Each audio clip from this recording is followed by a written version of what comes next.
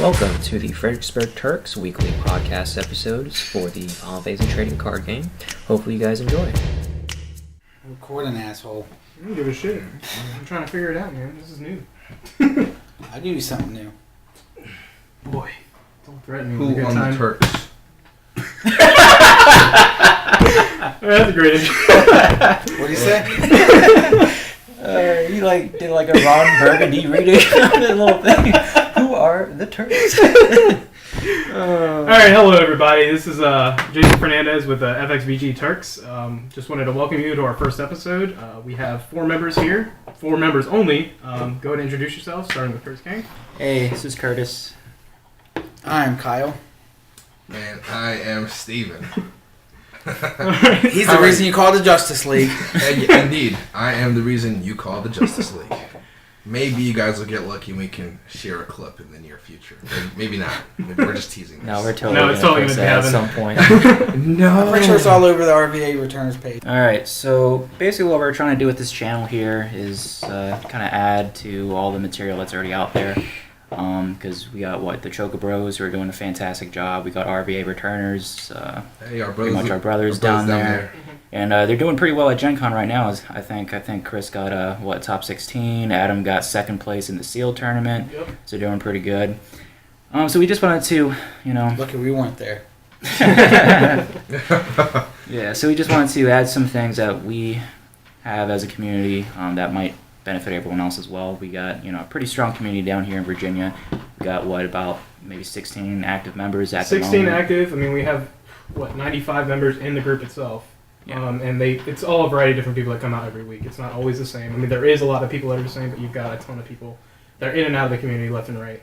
So we've got a strong showing definitely for Fredericksburg, as well as RVA. I mean, RVA is pulling their weight as well, and it's fantastic. We just have a lot going for Virginia in general, and we'd like to share that with the world, and so they can. Because last time I went down to Battlegrounds, which is where RVA is pretty much located at, and they had 20 people. It was a completely new scene from when we first went for Opus 4, for the Opus 4 pre-release to what we saw there. I was like, what the hell is going on? They got a squad in here. They got 20 people on a Tuesday. Yeah, a Tuesday. Yeah. Club going on a Tuesday.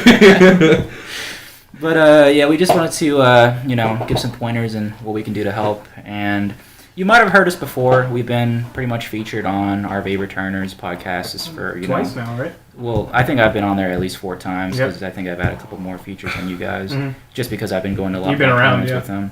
But also, I think I was on an episode with the Choco Bros, so you might have heard a couple things of what I did before. But everyone else is pretty much, been in competitive tournaments, have real good showings. I guess we'll start with Kyle. Last time he got, top 16 at Kansas, right? Yeah. And that was your first event pretty much that you went to. Yeah, first big event. Everything else was just locals. Yeah. Which you do well into. Yeah. I mean, you got first power rankings now this season? Yep.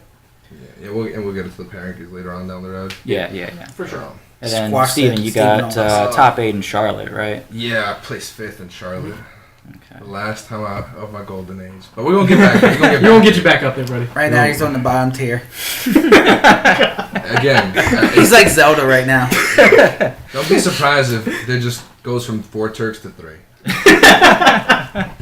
And then we got Jason. He's more of a local hero. He's not able to travel. I don't travel very often. I did manage to place top 16 at ARG Charlotte. Yeah.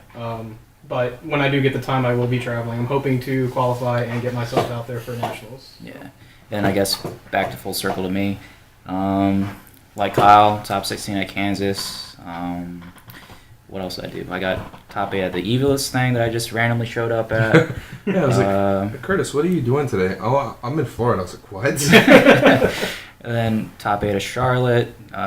Me and Steven went to nationals the first time it came around and qualified for day 2 on that. And then Pennsylvania, the Cookie Cake Tournament, which you guys probably heard about from RVA's Returner podcast.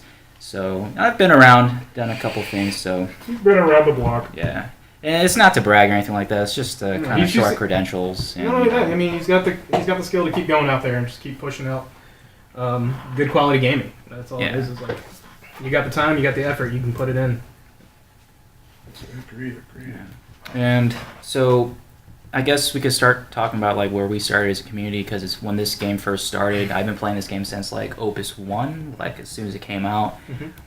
Jason was on the sideboard also playing around that time, but we just never met during that time. I think it was me and D'Andreas that first started. Yeah, so how it all wound up happening is I used to have a roommate by the name of D'Andreas, and him and Curtis started playing since Opus 1 when there was like scarce amount of product, and he would come home every day and like he would try to get me to play. Like, Steven, I need you to play this game. And I'm like, I played Yu-Gi-Oh! When I was like in freshman to sophomore high school.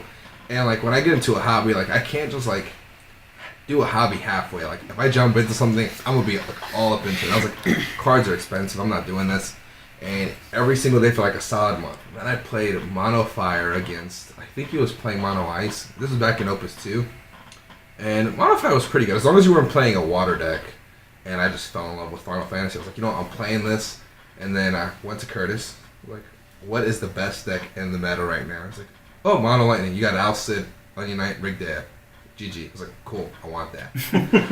Yeah, because I think when Mono Lightning first came out, when we started playing a couple games, I don't think you won like a single game. No, not even close. At like 20, and then that's just like fueled the fire, the famous Steven moniker. Like you beat me with it, and I'll play it. Yeah, pretty much.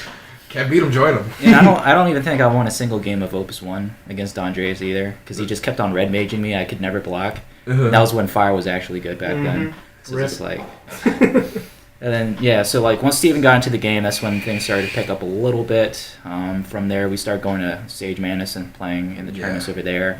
Maybe it's like 5 to 6. 4 or 6 of us. 6 of us on, like, a good day. Yeah. But it was, like, consistent for, like, 2 or 3 months where we went through this. And then we stumbled upon another local game store, Game Garrison, right before Opus 3 came out. And then we were able to get a community of, like, a solid 10 of us showing up consistently there.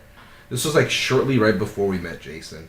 And then we find out that Jason and your hobby place exists. Yeah, that's where Kyle comes in, because he actually introduced me to Jason. Yeah. Because, like, I got Kyle into it. Like, he was like, yo, I heard you playing, like, Final Fantasy. Like, yo, get me into this game. Yeah, I was actually at Sage Man playing in a Yu-Gi-Oh! Tournament. And they're like, oh, hey, we're having a tournament. I was like, oh, really? Oh, I'll go play. Yeah. And it was like my second game. I was playing against Steven. And this man, it was my second game. I played backup Joe Nabat that freezes too, and I was just like, all right, these are frozen. He was like, but they're not dogged, so nothing happens. I was like, oh, is that cool if I take it back? He's like, yeah, whatever. And then game ends. I beat him. I think I won 2-1, and then he complains the whole rest of the day, like, man, I shouldn't let him take that playback. I should have won that match. I shouldn't let him take that. Won that match, man. Let him take that playback. And you'll notice that this is why him and I aren't friends. Don't listen to that. He really loves me deep down. Yeah. He tries to act like he hates me, but I'm like his best friend. Yeah. That's a lie. We traveled the country together. Yeah, all the way to Kansas. One day we were in the same there was one on the way over to Kansas. I almost got away with leaving him in the middle of the country. We stopped at a Home Depot to go ahead and fix an issue with the vehicle. And he gets all wet because it was raining, and he goes to the bathroom to go get changed, and we all get back in the car. We're like, ready, let's go. He's like, Curtis, like, is everyone here? I was like, yep, let's go. And I think I said it like too many times, like, we're good. Yeah, you were like way too hasty about it, because I was like getting into it, getting ready to leave, and like I was like, all right, let me check the mirror and do all this, and then while I'm doing this, Steven's like, yo, let's go. It's like, why is he so persistent about leaving? And I was like, is Kyle here? And he's like, yeah, he's here. And I turn around, he's obviously not there. And I was just like, all right, nice try. It almost worked, but if you just weren't so hasty, we probably would have left him in that I wouldn't have said nothing. Home Depot. I would have made us turn around and go get him. Actually, I would have been like, forget it. Let him get Uber. The fuck is that? You motherfucker would have turned the fuck around and got me. Also, it didn't help that one guy who gave us the wire, like, for some reason, I thought he might have, like, abducted Kyle. Because, like, literally, I looked around, Kyle's right there, like, you know, putting the wire in, and he stands next to the truck, and I turn around, he's gone. And I'm like, all right, I guess he's already in the car. Let's go. Nowhere to be found. What were we talking about again? how we started. Oh yeah. I'm so excited. Your hobby place. Once Kyle got on the game, because we used to play Yu-Gi-Oh together, and then he pretty much taught me a lot while I was playing Yu-Gi-Oh. Back when I actually cared about the game. But once I started meeting Jason, I think from there that's where everything started to pick up. Because he's obviously at YHP, your hobby place, which is the store that we usually go to. Well, the only store that we go to. And shout outs to them. Fantastic place. If you're in Virginia, come by, stop by, play in the tournaments Sundays 6:30 every night. Consistent showings. But yeah, just come out and have a good time if you're nearby. But from there, that's when we started getting a lot more people into the game. And I think that's where we can start talking about what we did for the community. Because once we started, working with Jason, we started getting other people that we knew from Yu-Gi-Oh! Into the game, like Adam Street, or Datum. And he's been tremendous in the community. And he still is, even if he's not playing actively.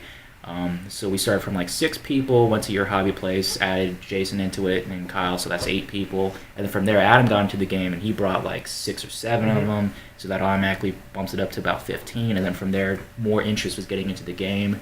And then we have what we have today, about like maybe like 16 active players, but we have many more people that are part of the community. They just kind of rotate in and out, coming by the I feel like if everybody showed up, we have at least a minimum of 35. Yeah. Minimum. We have a very strong showing here in Fredericksburg. Yeah. And that's not including when like Richmond decides to join the show party. Yeah, exactly. And then we also boost Richmond's numbers too. Yeah. So like when we went down that Tuesday, it was 20 people in total. We brought like 6 or 7 of us from Fredericksburg to kind of support the scene over there. Your hobby place hosts casual events on Tuesday, and then what people do, they link up on Tuesday, play a couple games, and they all roll out to RVA. So it all works out. Yeah, definitely a good circuit going in there. So like, what did we do to increase the scene? Because I know most of it was Jason doing the legwork. I mean, it definitely helps when you have someone in the store who plays and really enjoys the game. Right. I mean, that nothing's gonna top that, because someone is there all the time, and you have customers coming in, whether they're there for Magic or a board game or what have you, and they look at Final Fantasy. Final Fantasy as a brand is just massive. So like, they look at Final Fantasy, probably like, what is this?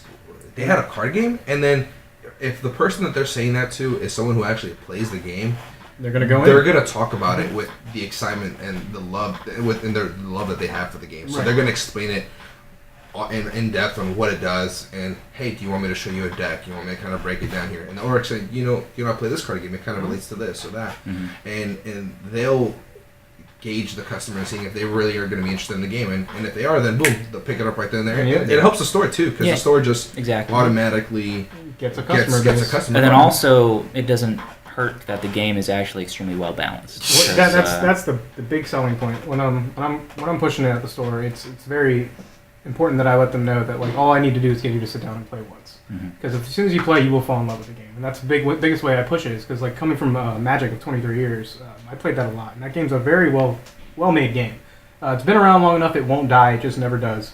But it has a lot of elements of Magic, a lot of elements of like Yu-Gi-Oh, Vanguard, just anything. If you come from a card game community, you can pick it up quickly. Yeah. And once you sit down and play it, you are sold. I promise you that. Like it's just a really well-rounded game in general. Yeah, and that's what I definitely love about the game too. And this episode is pretty much for all the communities out there that have what we had way before, when you have like those 6 players. Because I know I've heard a lot of stories on the Facebook pages, people kind of struggling to get people into the game, struggling to maintain their community. And I know Cody in the St. Louis area, he's also having that trouble too. So whatever we can do to help you guys is what we're trying to really accomplish with this channel, and especially with this episode too. A couple of things that we did to get people into the game, not only was to tell them how balanced the game is and things like that. Dojo system. Yeah, the dojo system was one of the things, but before that, I think the thing that really helped was the new player boxes. New player boxes was an awesome idea. Yeah. And I'm not tooting my horn because it wasn't just me. Billy Staton actually got me to really think about it, because he's a big purchaser of the Final Fantasy cards here at my store. And what he would do is just buy lots of cards and donate all the cards he didn't want to us. And being us, we don't want to sell it and make profit. We wanted to give it back to the community. And also it doesn't help that, well, it does help because, me, Steven, Jason, Kyle, we're pretty much whales. Like, we have everything in the game already. Every set buy a case. Exactly. Except I don't. Yeah, except Kyle doesn't really, but he can't piggyback off. So, yeah, he's just like a leech. But yeah, every time a new set comes out, me and Steven split a case, so automatically 3 boxes pretty much gives you a playset of all the commons and rares that you need, and heroes especially too. Maybe not the legends, but it's easy to get. But here's the thing, like if you get the legends, you'll get the ones that I don't have, and then we just swap and kind of go. As a whole, being the team that we are, if anyone needs anything, we have no problem helping each other. Yeah. So as a case between like 2 people, you get everything. Yeah, exactly. And what are you going to do with those extra cards? Because when I did inventory of this set for Opus 6, it's a smaller set, right? It's only like 136 cards or something like that. So just one box gave me almost all the play sets that I needed of commons and rares. So for all the other boxes that we got, and I won a lot of boxes too from like the case tournament. I think like 3 box tournaments. 2.5 cases that we had 2.5 cases of we had a good time over the cards. But with all those extra cards, and I still haven't bothered doing the inventory yet, so I might have Datum do it for me. But with all those extra cards, like, what are you going to do with it? You're not going to throw it away because that's just a waste. Right. And you're not really going to sell it to somebody because I don't know anyone that really, wants to buy a bunch of commons. A couple set commons. So what we end up doing is take all those extra cards, put them in like, a nice box, wrap it up nicely, and then give it to the new players once they buy like a starter deck for the store, which is 1, helps the store, and then 2, helps the new guy getting into the game because the starter decks are actually good in this game, surprise. Yep. So that's another draw for the game was the starter decks weren't bad and the cards inside were valuable. Yeah. At least first one. Yeah. Well, I mean, the Scion deck is... Sion's the basis of what's going on now. It's like, change like 8 cards in the deck. And it's just like, competitive. Yeah. 9 was really big too. Yeah, 9 was really good too. I mean, they were all good. Let's be honest. They're all good. Not all of them see competitive play, but most of them are the basis of competitive decks. Yeah. Yeah. Especially like Jill Nabots too. Right. Yeah. So with the new player boxes, also we include a message on the box too. So we're not just like, here, take this box. The box itself says like, congratulations on being part of the community. This is a great group of people to be with. Blah blah blah blah blah. And then it's a nice little ribbon that they get. Right. That definitely opens a lot of eyes, and that's how we've been able to get. Makes them feel welcome. Yeah, it makes them feel welcome too. It's not just I have to buy this when I get this. I feel like I'm a part of something, and that's the important thing about growing communities. You have to take every individual that you put into this community and get to know the person. We friends. I mean, it's a family in the end, and it's a family-oriented community building service. That's the best way to go about it. I mean, with Adam Street especially, because Adam, when we brought him in, he was nothing but love for the people he did bring, and that resonated with all of us. I adopted a lot of Adam's styles to how he builds with my own, and that it's the best way to go about it. Make sure you personalize every invite into the community, and you will guarantee it's something that's going to stay. Exactly, and then everybody knows when they see like fake. When you see someone fake, you can smell that from a mile away. So you got to be genuine about it. Yeah, it's very easy to pick up on when someone's not being genuine. And it's very, very hard for me because I work at the shop, so I have to be genuine. Because I mean, if anyone's trying to sell something, it's the person that works there. Yeah. So like, if I'm trying to sell something and I'm not being as genuine as I need to be, then it's not going to work. So I have to make it personal. I have to step aside with them, walk with them, talk with them, and get to know who they are. And then also that leads into the Facebook group that we have at Fredericksburg, your hobby place. We have like a special page pretty much where everyone posts and talks, and then we also have a secondary one which is for like trading and like buying cards and things like that. So what you really need to do if you're trying to build a community, like for one, make sure your store supports you. Yes. And make sure you support the store because obviously if you're not going to meet up at a store, you're just going to meet at someone's house, and that doesn't really have that longevity that you're really looking for, and it doesn't give your scene a credibility either. Right. When other people are getting interested in the game. You need a home base. Yeah. And you have to work on both ends. The store has to be in it too. Like if you go to a store and they're not about trying to help you grow that community, it's not going to work. Yeah. You need one that's going to show love just as much as love as you're putting back into the store. Exactly. And shout out to Battlegrounds because I know they do that exact thing. Exactly. They pretty much give Chris Adams and Adam Lane free reign to do whatever they want. And it pays off because they've been getting a lot of people there, like we said, 24 people. And I went for a title event, and they had 24 people there. We played 5 rounds of Swiss in title, and I loved it. Title's great. Yeah, title was fantastic. But, at the same time, because they're getting that free reign, they're able to do that kind of thing, and they get more people than the Magic players that are supposed to show up on Tuesdays in Battlegrounds. He only says that because he plays Tactics. Yeah. He's yeah. Yeah, pretty much. I mean, it's my favorite Final Fantasy game. I gotta play the deck for it. It's not my fault that it's top tier. The whole point of the title is to play the game you enjoy. Yeah, exactly. Just do what you do. And then I think the other thing, though... Play Final Fantasy 1 then. Yeah. It's so bad. I know, exactly. Shout out to Square Enix. Yeah. And then aside from making sure the store supports you, this is something that I believe is very important.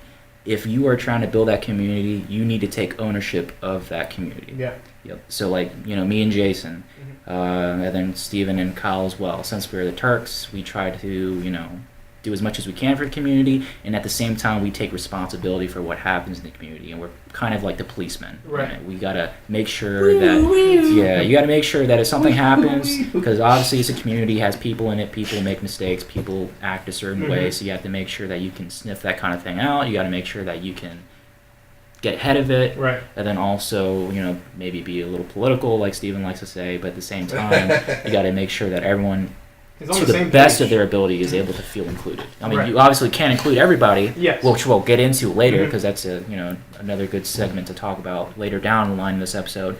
But you do need to take ownership of your community. You need to do as much as you can to make everyone feel welcome in the community and things like that. And how do you exactly do that? One, the Facebook group, because from there we post messages all the time. And then, back when Lauren, joined the community, she posted a lot of messages about how she felt like this was a family. Same thing with Liam. Yep. Everyone kind of comes out and saying, hey, this is something that I've never really experienced before. Something we're very proud to hear. Yeah. I mean, that's another thing, is just hearing people say these things about something you grew. It's a great feeling. It's a fantastic feeling. It's very rewarding. And if you're looking to build a community and do such a thing, it's not going to be all difficult and pain. It's going to be very rewarding. It's going to feel great, because you're going to see your results. As long as you're doing a good job, you will see results. And working with a store, you'll see results on both ends. If they see you're doing well and bringing in more product and more customer base, they're going to help you and throw out more prize support or throw out more event time, whatever. They'll move stuff aside to make sure Final Fantasy will fire off. Yeah. And it's a very critical thing. Is just keep at it and don't give up, and make sure you take the community as a family and make sure everyone's okay as much as you can. Yeah, and then, one way to show appreciation is what we did with Adam before too. Player appreciation awards. Yep. So we basically gave the guy a full playset of Sabines, which were pretty expensive back then. Yeah, at the time. Before, they were like $30 a pop. Yeah. We gave him a full playset that was out of my collection personally, and we gave him one of each promo that we had in the store. Yeah, and I know RVA kind of adopted the same model too, because I know they gave Ron kind of the same treatment, and he did a tremendous job bringing a lot of people down there. And they got Colin, and 3 other cats. You got Colin, you got Rita, and then you got their friends and the dance crew as well. And they're all good players. Yeah. They're all fantastic, and Colin and Ron, they're picking it up. They might be the next Chris Adams and Adam Lane in RVA. Ron's been doing great. Yeah. Fantastic. I still can't get over my match with Colin last week, and that thing was intense. That was intense. As soon as I saw you guys playing, I was like, I gotta live stream this to the group, because it was pretty intense. And then another we let us down again. Yo, come on now. I'm sensitive about this. It's all good. And then Vikings. Another thing that we did as well, other than giving a player appreciation awards, was special events for certain players. Back when Stan was in the game, unfortunately he's not playing regularly now, but he might get back in the future. But we basically threw him a surprise birthday party.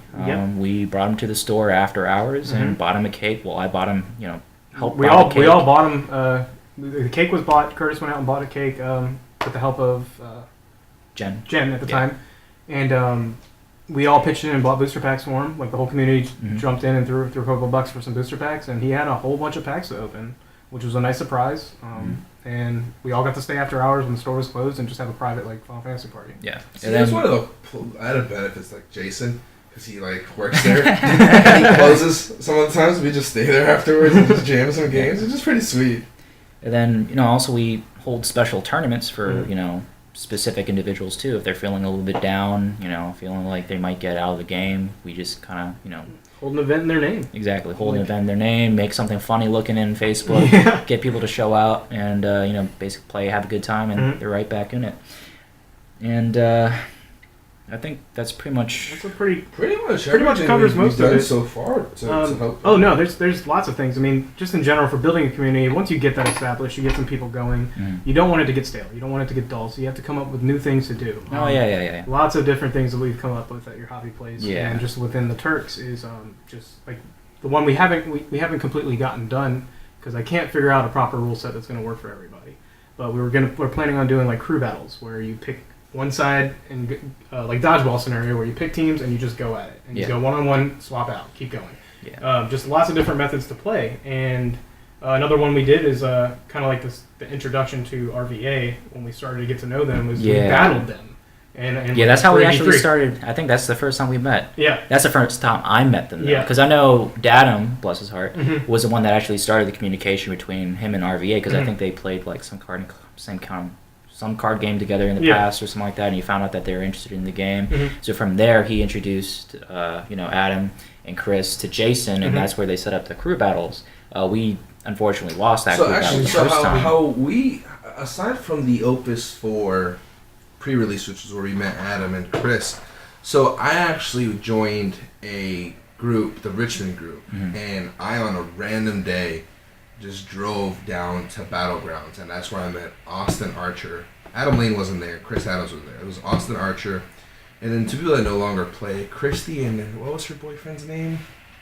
Oh, the guy with the Miata. Yeah. The guy with the Miata. They had the plugs and all they have. So yes, I drove, and it was us where we played a regular tournament there. I miss those guys. They were great people. They no longer play, but I went down there and I met Austin Archer there. Austin Archer, let me interrupt real quick. He's actually a segue between Fredericksburg and Richmond because he actually introduced me as well. So because he would come down to Fredericksburg to try to get matches because RVA wasn't having quite a scene going on. Yeah, because I know down in RVA, like it pretty much started out with Adam and Matthew playing initially, and I didn't know that I played Matthew before because I played some guy in One Eye Jacks and turned out to beat Matthew. That's where my little notebook moment happened. We had that RVA podcast, but it was them, and then separately, like they kind of had like a me and Jason scenario. We got Austin Archer, in his own area, starting his own scene there, and they just kind of merged together, and that's what they got today. Yeah, because when I went down there and I met them, Austin Archer, and then the rest of the gang, he and Justin Moyer. It was Justin. Justin Moyer and his girlfriend. They would drive up to see us at Game Garrison, so that's how I knew them. And so Adam, he would go to Garrison because he was our local. That's when he was playing Type Zeros, and then he meets Justin and his girlfriend there, and then they instantly click because they used to play Force of Will together way back when, and so then that's how Adam knew the Richmond folk. After the fact, and that's how that went full circle. Yeah. Full circle. And that kind of segues into the next thing I want to talk about too, because when you're starting a community, I think this single point is the reason that most communities are struggling right now. You can't start with competitive. No. You cannot start with competitive. That's where that's where I try to start. Right. Back when I did Sage Mantis, because I was like, okay, I'm really into this game. Other people are competitive too. I want to get like a really gung-ho competitive scene started right now. My mantra has always been no mercy, sweep the leg. So adopting that, try to get the tournament scene there. And it never really fired off. That's where we only had like 6 people, 3-4 people. And now when we met with Jason at that time, it wasn't really that focused much. It was just focused on getting people to get there, let people have fun playing the game. And then from there, that's what we started to build. And I think that's the approach that you have to take when you're trying to start a new community. You can't dive into tournaments right away. You need to set up days where just people get together, play, trade, do your thing, and then as the community builds and people start building relationships, that's when you can start a more competitive scene. Exactly, and that's what we did too. When we started off with Adam, a lot of people started enjoying the game, and once we had enough people that really loved playing the game, that's where I came in to kind of jump up the tournament scene there. From there, we had the dojos. Yeah, the dojos, yes. Yeah, that's another idea that you guys can take when you guys are trying to build your own community, especially when you get like a lot of people bringing in new people as well. So basically what we did was I brought Steven into the game, and I brought in, who was also in my dojo? Sean was in mm-hmm. my dojo. And me. Yeah, Kyle, but that was later. Yeah, later. A little bit later. So pretty much like... I think I stopped playing by that point. Like I started playing, I played for like a month, and disappeared for a few months, and then came back, played for a month, and disappeared again. Yeah. Boy, do I miss the times where he was gone. Well, it's not too important who was in my dojo, but the fact is I had my dojo, which were people that I got into the game, so it was my responsibility to teach them to make sure the nuances of like the game and how to be a better player and be more competitive. And at the same time, you had Jason, who also brought people into the game. So we had like Corey, Mike Conley, people like that. So it kind of had a friendly rivalry. And keyword friendly. Yes. Don't take it too far. We never took it too far. It was just basically, these are the people that I brought into the game. These are people that you brought into the game. I'll call myself Team Cobra Kai. And then Mojo Dojo. Yeah, Mojo Dojo. And then you also had Adam, who had his own group of people that he brought into the game, and they were called the Church of Datum. The Church of Datum. Yeah. So, from there, the dojos kind of helped bring competitive play, and that's what we pretty much brought into Charlotte when we started doing that. That was the first big tournament that we pretty much all attended as a community. And like, RVA commented on their podcast before, Virginia killed it. We did. Yeah. We're basically half of the attendance at ARG Charlotte, which was about 40, 45 people. Yep. Top 16 had 10 people from Virginia. I think it was 11. Was it 11? Okay. I think so. So it was 10 or 11. And then top 8, pretty much 5 out of top 8 were Virginia. You had me, you had Steven, you had Sean, who did very well that day. Fantastic. Blew us all the way that day. His only loss was to Sam when Sam was playing Ice Water. Yeah. And then we had Adam Lane, who was also there. And then Chris didn't make top 8 that one. It was Nathan Horn actually playing Golbez. Nathan, So yeah, that was a 5 there. But he always had that strongest sword. Yeah, he strongest sword me like 4 times that game, I think. And before we get too far into ARG, I want to go ahead and explain how the dojos work for those of you that do wish to adopt the idea. Basically, when you do dojos, you have one person that teaches so many people. That's how you're building your community. You're teaching people how to play. You're going to take those people, and in order to spread the community, their job as under you is to teach other people as well. If they go and do that, if they teach up to 3 people, they can split off into their own dojo. And from there, you keep expanding, the community keeps growing, and then you have more rivalries. With the rivalries, people start, friendly bickering back and forth. You get good matches in, you get wins for your dojo, so. There's a great little system to adopt, and of course, you can do it any way you like. But this way, if you do adopt the dojo style, you get to name your dojos, everyone gets a little part of the cake, and they get to spread out and kind of teach more people, and your community will explode doing this. I promise that. Exactly.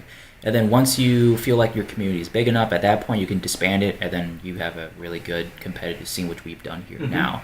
Now, the next segue after that would be the PR system that we have here. And Jason is the forefather of it. He's the one that set it all up. This is all his idea. Without it, we'd pretty much just be kind of sitting around twirling our thumbs, playing like competitive events.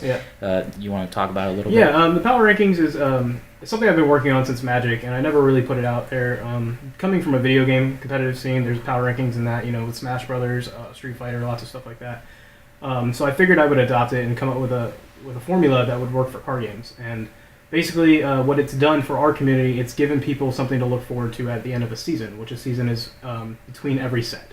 So, like currently, our store is at Season 3, Opus 6. And right now, for Opus 5, or Season 2, Kyle, our own Kyle, won and got first place. And what we do is basically, for every so-and-so, all your attendance in your power rankings, pretty much everyone that comes to play and compete gets points based on who they play, who they beat, who they lose to. At the end of the event, when the season's over, everything's calculated, put together, and then you do your deductions accordingly to who that lost to who and so on. Where you place in the power rankings in the previous place is basically how you're seated for the further events, which we actually took out for this following season because we had complaints from the community and we wanted to work with the community. We don't want to force them to be highly super competitive if they don't want to, but we basically didn't want people to be deterred from playing just because of the PR points. But the greatest thing about the power rankings is it gives people something to look forward to have a drive, to get better, to learn to play the game better.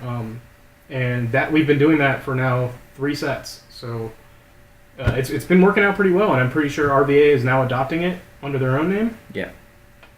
And I think it's just a natural progression as the scene gets a bit bigger, a bit bigger. Yeah.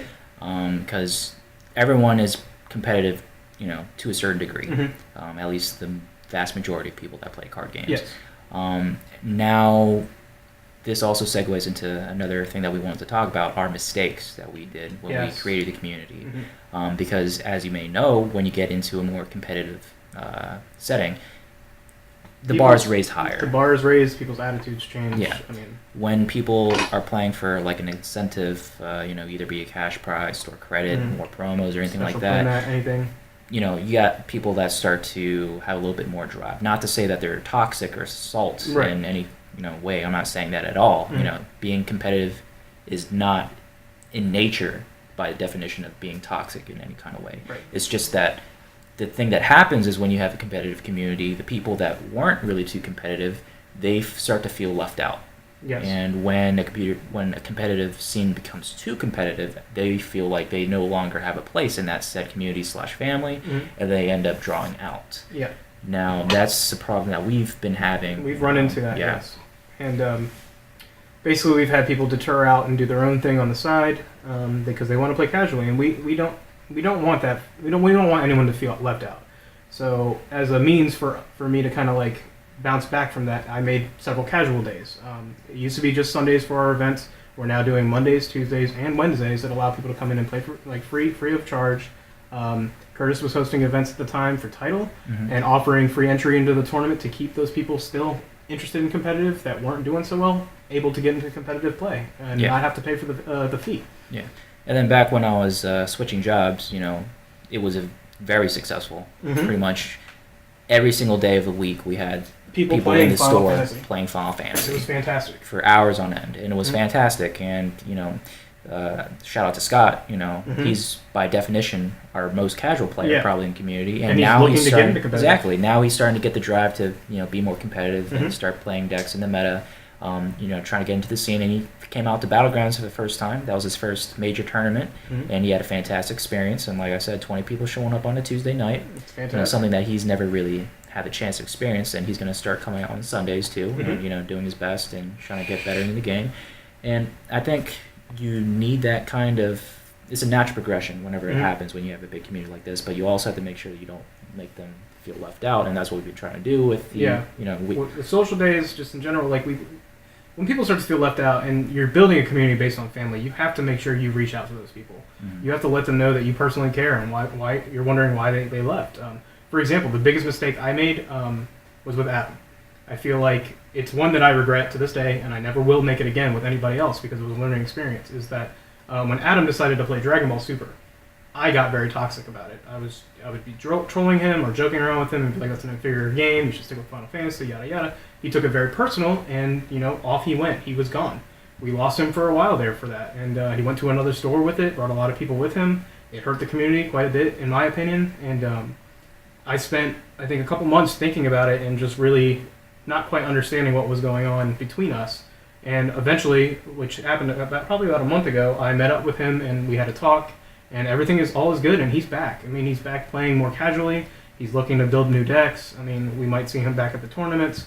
I know he's not a big fan of the power rankings, but he just wants to sit down and play with his friends and family he's grown through this community again. And that's all you need to have, is you need to make sure that when these people do feel left out, that you do take the time to reach out and find out why, and see if you can make sure you can fix that for them. You don't want your scene to be just nothing but die-hard cutthroat competitive, because not everybody is that way. Yeah. People just want to get an escape sometimes, and card games can be that for them. So don't forget about those people. Yeah. And then just thinking back to my Yu-Gi-Oh days, back when I played competitively.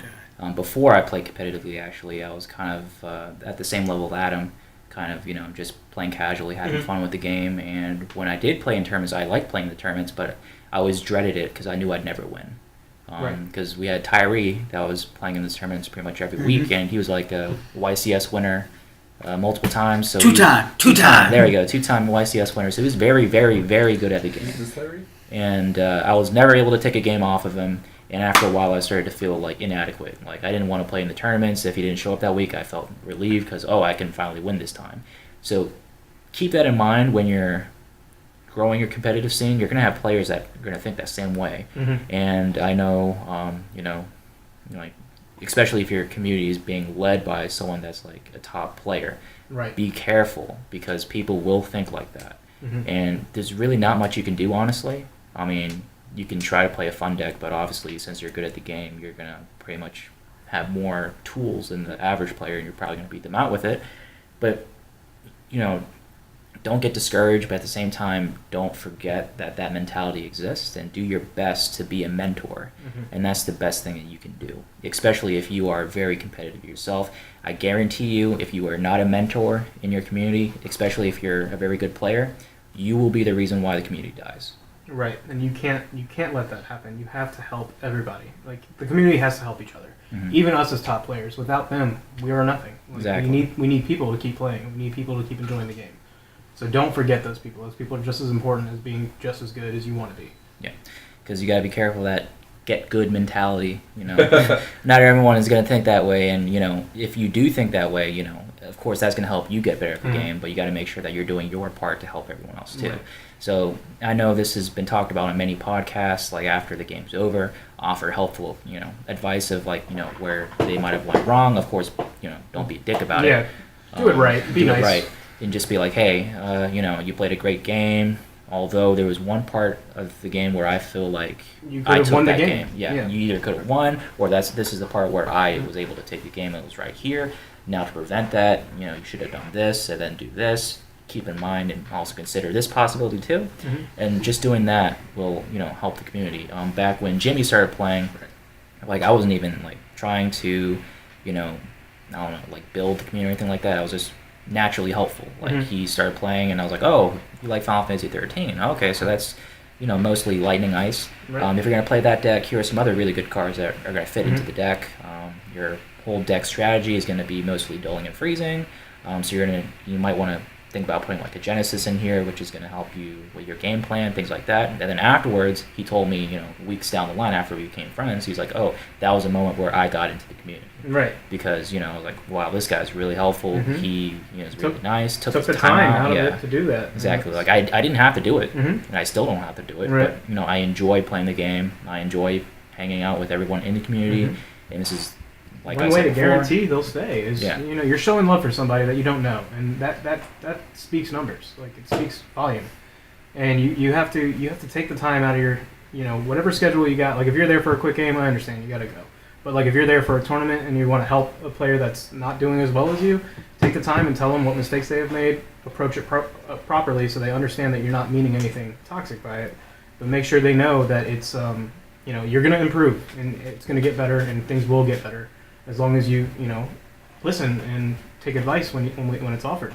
Yeah, and just to do a quick recap of everything that we talked about, just to make sure that you guys kind of know the message of what we're trying to talk about today. First thing, support the store. Second thing, appreciate the players. Make sure that they feel included in the community. Third, what was the next thing? Competitive play. Yep. Foster that environment, but at the same time, watch the toxicity. And then also, you're going to make mistakes. Just make sure that you recognize what you're doing, and then from there, just recover. Yeah. You're never going to don't be deterred if you find out that it's not working out. Like, if your community building is not working as fast as you want it, keep at it. It's going to grow. And whatever mistakes you make, just bounce back. You can't give up. You got to keep going. Like one thing I've always wanted to do when things get rough, I do get that give up mentality in my head too, but I have to keep fighting through it because if I don't, then the community will partially fall apart without me. And I feel like being as a forefather for YHP, for Fredericksburg, and part of Virginia is that you have to you can't give up. You got to keep going. Just keep at it and it will get better. I mean, at the end of the day, I'm sure we're going to put our links to like our Facebooks and stuff like that, and like if you feel like you're struggling with how you're building your community, reach out to us. Let us know. We can probably bounce ideas and kind of give you suggestions. Because at the end of the day, yes, our community's here in Virginia, but like we are all one big community. If Final Fantasy can grow everywhere much, much better and faster and have a stronger pool of players all around, that's a win for us. That's a win for you. So we'll be more than happy to contribute what we need to get that done. Yeah. And I think that's going to wrap it up for today's episode. But in the future, for next week's episode, we're actually going to have the RVA returners on it. Adam and Chris have told me that they'd be willing to, kind of meet up and, kind of talk about what we talked about today and maybe talk about some interesting developments that might happen in Virginia. Also down the week, I plan on releasing some videos to try to help players who are looking to get competitive make that jump. I'm not really sure what I'm going to call it, but basically it's going to be videos about like how to deck build for competitive play, how to understand like the stack and how it works, which is a big thing that new players don't really seem to grasp. Even players that have been playing for a while have trouble with it. I ask questions still. Yeah. So keep an eye out for that. Yeah, exactly. It's very different. You just have to kind of wrap your mind around it. But keep an eye out for that. You should be able to see things like that down the line very soon. This is the FXBG Turks. Thank you for listening and have a great day. Hopefully you guys enjoyed that. If you guys want to hear more, just follow us on our Soundcloud page and follow us on Facebook as well. We'll be having a YouTube channel down the line. Hopefully you guys tune in next time.